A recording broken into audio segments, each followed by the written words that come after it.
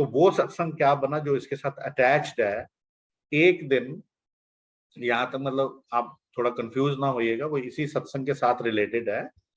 तो उस आंटी को अब ये भी मेरे लिए एक बड़ा सरप्राइज पार्ट होने जा रहा था। एक दिन उस गुरु जी ने उस आंटी को बोलते हैं, "ए सारी संगत ना पता नहीं की मंगती रहती है कोडियां दी चीजा।" सब समझते हो कोडी मतलब एक पैसे की चीज या जो भी समझना है। कोडियां दी चीजा मंगते ने, तो मेरे इत्थे भंडार लगे होया जिदी कोई मोल नहीं है, ते संगत ਨੂੰ समझ नहीं है। तो मैं ये सोचता था कि फिर आप बता दो ना क्या मांगना है, हम वो मांग लेंगे। अब कोई सोने की शॉप होगी तो हमें पता है यहाँ सोना मिल रहा है, तो मैं वहां जाके पानी नहीं मांगूंगा या चने नहीं मांगूंगा। तो ये मैं अपने मन का सोचता था कि गुरुजी तुसी दस दो ना, ये मैं अपने मन में सोच रहा हूँ, उनको कौन कहे, उनको तो वहां बैठे हुए चुपचाप, वही बड़ी बात होती है। तो उस आंटी को गुरुजी ने बोला कि तू ना एक काम कर, मेरे वास्ते ना शिव पुराण पढ़ेगा। No that was again surprise too. Shiv Puran पढ़ेगा कर मतलब गुरु ये हैं, हम इनको ईश्वर मान रहे हैं या इनको गुरु कोई बहुत बड़ा वो मान रहे हैं कि बहुत बड़ी कोई शख्सियत है, और ये दूसरे कोई अपने लिए काम करवा रहे हैं, कह रहे तो मेरे यहाँ से शिव पुराण पढ़ेगा कर। अब वो आंटी को तो ऐसी लगन लगी, वो दिन रात शिव पुराण ही पढ़ने लग गई। उसके घर वाले मेरे को मिले, अंकल कह रहे यार ये पागल हो गई है, सवेरे उठो बच्चे ने स्कूल भेजना है, ये शिव पुराण पढ़ रही होंगी है। वो राती 3 बजे वो फिल्मी स्टाइल की तरह मैं देखता हूँ, सज्जे पासे या खब्बे पासे जो भी हथ जाता है देखता है पलंग ते नहीं है, मैं तो नट गई। देखा छोटा जा घर है मेरा 2 कमरे का, जिथे असं सुते उत्ते नाल ही मंदिर है, ये शिव पुराण पढ़ रहे, मतलब शिव पुराण पढ़ रहे। दिन रात उस आंटी को इतनी लगन लग गई। और आप यकीन मानो, मानना ही पड़ेगा सत्संग है, लेकिन किसी का सत्संग है, लेकिन मेरे साथ इससे रिलेटेड है इसलिए मैं सुना रहा हूं। उनकी कोहनी में से, यहां से अमृत आना, गेंदे के फूल आने और चावल के दाने आने, इसका क्या मीनिंग है मुझे मालूम नहीं। अब उनका कुछ काम था जिसकी सेल 10, 20, 50, 40 जो भी थी। जिस दिन वो 137 हो गई, तो उस दिन वो काम करने बंद कर दिया, अब वो काम नहीं करना है। अब 137 जो चने उनको मिले थे, ये तो उससे लिंक हो। तो इसकी महिमा क्या है आगे। एक दिन वो आंटी जलंधर गई हुई, गुरुजी ने उनको बुलाया जलंधर और बोला चल आंटी अपना सत्संग कर। अब वो आंटी अपना सत्संग नरेट किया। उससे थोड़ा सा पहले मुझे ना शक हुआ, मैंने कहा यार ये लगता है आंटी ना, देखो ऑनेस्टली बता रहा हूँ, किसी को बुरा ना लगे, ये मैं अपने जीवन की सच्चाई बता रहा हूँ। उस वक्त पे जो मेरे मन की अवस्था थी, मुझे लगा ये गुरुजी और ये आंटी मिली हुई है। ये ऐसे कैसे कोनी में से अमृत आने लगता है, वो बाबों का सुना था, फिर पता लगता है वो बाबे की कोई ट्यूब निकलती है, तो वो ट्यूब में से पानी निकल रहा है, या कुछ ये गेंदे के फूल कहाँ से आ जाएंगे। मेरे को शक हुआ, और मैं थोड़ा सा वैसे ही अभी डोल ही रहा था, होने को बहुत कुछ हो गया था, गुरुजी की रहमत बड़ी हो गई थी, लेकिन वो समझ नहीं आई थी, और मैं शक में। मैं एक दिन उस आना जाना उनके साथ था ही, मेरा बोलचाल थी उस अंकल आंटी के साथ। मैं चुपचाप एक दिन उनके घर एग्जैक्टली 9 o'clock मॉर्निंग पहुंच जाता हूँ। 3rd फ्लोर पे उनका घर है, जगह नाम किसी का नहीं ले रहा हूँ क्योंकि उनका सत्संग है, बट मैं 3rd फ्लोर पे जाना है पैदल, 103 किलो मेरा वजन। तो लेकिन उस वक्त की एज के हिसाब से कोई प्रॉब्लम नहीं। नीचे ही गुरुजी की गुलाबों की खुशबू, एज पर गुरुजी कहते मेरी 8 खुशबुआं ने, ਤੁਹਾਡੀ क्षमता के हिसाब ना जितना तुसी ग्रो करोगे वो ਤੁਹਾਨੂੰ आएगी। तो गुलाबों की खुशबू तो मतलब हमें इतनी आती थी कि मैं बयान नहीं कर सकता। मैं ट्रैवल कर रहा हूँ रात को नागपुर, गुरुजी ने लोटा ब्लेस करके दिया था किसी के लिए, और मैंने पहली बार लाइफ में गुरुजी को कुछ मांगा था तब, कि मेरी कजन के लिए। कहते यार तू की अपनी चिंता करेगा। मैं कहा ठीक है गुरुजी। कहते चल ले आ ले आ ले आ। जाके लिया लोटा, तो लोटा ब्लेस करके दिया। तो रात को 3 बजे जब गाड़ी पता नहीं कहाँ पहुंची थी, तो गुलाबों की खुशबू, जैसे ही मैंने अपना छोटा वाला ब्रीफकेस खोला, उस आंटी के जब मैं घर पहुंचता हूँ, नीचे 3rd फ्लोर, ग्राउंड फ्लोर से खुशबू चाली हुई 3rd फ्लोर तक, पूरे स्टेज में खुशबू ही खुशबू। दरवाजा खुला हुआ, मैं चुपचाप एंटर कर जाता हूँ। सामने आंटी बैठी हुई थी, चुपचाप बैठ गया, जबकि बेडरूम में है। घुसने के बाद रूम अंदर है और मैं चुपचाप चले जाता हूँ, बेल भी नहीं बजाता हूँ, और दरवाजा खुला हुआ था इसलिए जरूरत। बैठा बैठा बैठा बैठा, एकदम से देखा तो यहाँ से धारा बह गई, ये कोनी में से उनके राइट, अपनी आंखों से देख लिया। गेंदे के एग्जैक्टली मुझे याद नहीं है, 4 या 5 फूल आ गए, चावल के दाने आ गए। अब मैंने मतलब हैरान रह गया कि मेरे सामने हुआ। अब इसके बाद मैं वापस आऊं कि उस आंटी को गुरुजी ने जलंधर बुलाया, कहते चल आंटी सत्संग सुना अपना। अब वो आंटी ने अपना सत्संग सुनाया, ऐसे ऐसे गुरुजी ने मुझे शिव पुराण पढ़ने को बोला, मेरे अंकल भी नाराज होंगे ने, पर मैं तो शिव पुराण पढ़ दिया और मैं पता नहीं कितनी बारी पढ़ता।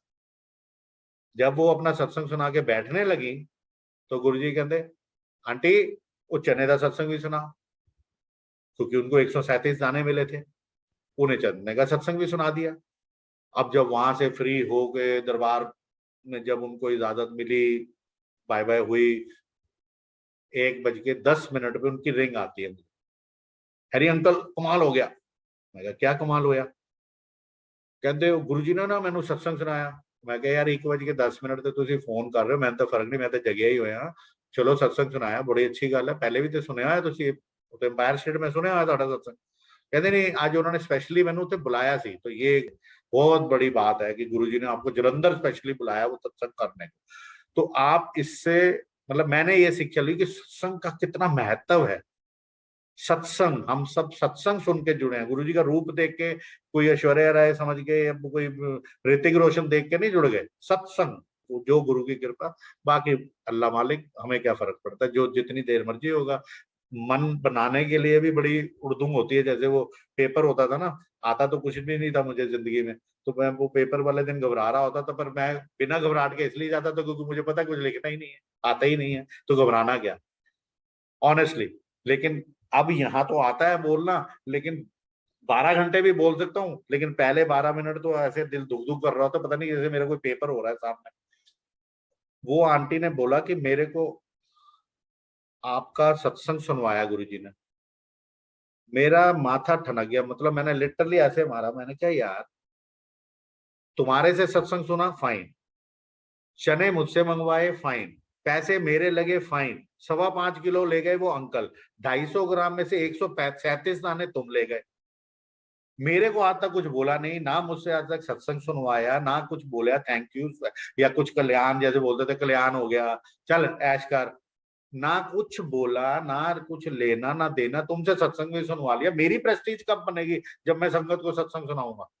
उस दिन से प्रेस्टीज बनी कि जब मेरे को ये पता लगा ये तो नायाब है, और जब उसकी नायाब का पता लगा, आज तक मुझे एक दाना मिला गिरा हुआ, जो किसी संगत को दिया था, 4 संगत को बाई चांस जब हुक्म आया तो उसमें से 4 संगत को दिया और एक दाना गिर गया। अब वो कहते और दे दो, मैं कहा सॉरी गिर गया, आप ढूंढ लो, मिला नहीं, क्योंकि मेरे फर्श में वो पुराना घर है हमारा, तो उसमें दानेदार चिप्स हैं, तो उसमें आप चने दाना ढूंढना बड़ा मुश्किल है, और वो मुझे 15-20 दिन बाद मिलता, तो वो मुझे मिला, क्योंकि गुरुजी का आज 20 साल से ऊपर हो गए, आज तक हुक्म नहीं आया, ना मेरे बिटिया को मिला, ना मेरे दोनों बेटी, 2 बेटी है मेरी, दोनों बेटियों को नहीं मिला, मेरे आंटी को नहीं मिला, मेरे मम्मी पापा चले गए उनको नहीं मिला, मतलब it is not in it, they are with me, but अब ये एक अपने आप में बयान नहीं कर सकता, इसको मैं कोई सत्संग नहीं बोल सकता क्या, लेकिन वो खुद मेरे को बोलते हैं कि एनु देना है, वो किसको देना है, कैसे देना है,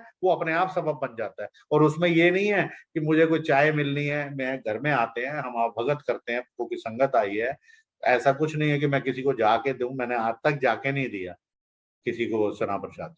तो कोई घर पे आता है तो हम आप भगत करते हैं, जो कभी बहुत अच्छे से, कभी 10 मिनट में, क्योंकि कोई जल्दी में आया है, कैसे भी आया है, तो वो चना प्रसाद अब मुझे पता लगा कि ये तो नायाब है।